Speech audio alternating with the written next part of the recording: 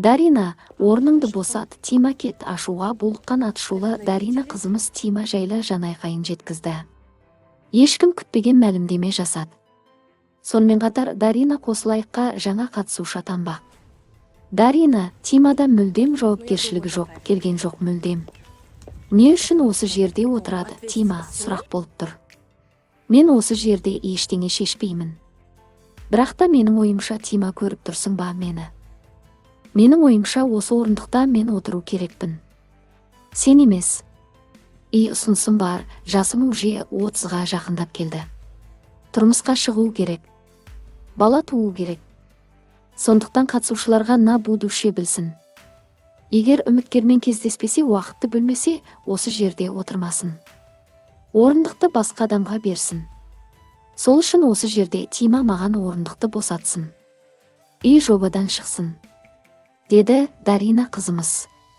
Желі қолданушылары жарыса жазды. Дарина қатысушы болсын Айжан дегеннің орнына. Айжан дегенге не үміткер келмейді, не бір пайдасы жоқ.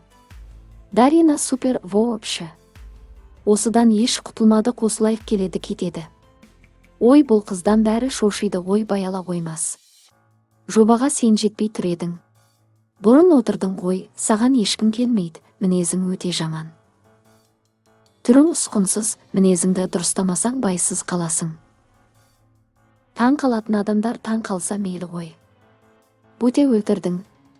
Жаным Бұте сабыр берсін саған, деп жарса жазды желі қолданушылары.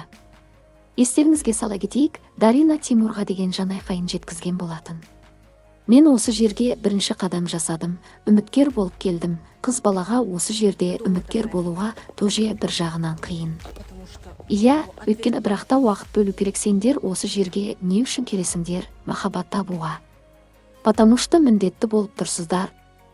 Үміткерге уақытты бөлуге, деп ашуға булықты Дарина қызымыз. Сонымен қатар Тима Даринаға мүлдем звондамаған. Тіпті Даринаның өзі жазған. Бірақ 4 күннің ішінде Тимадан хабар болмаған.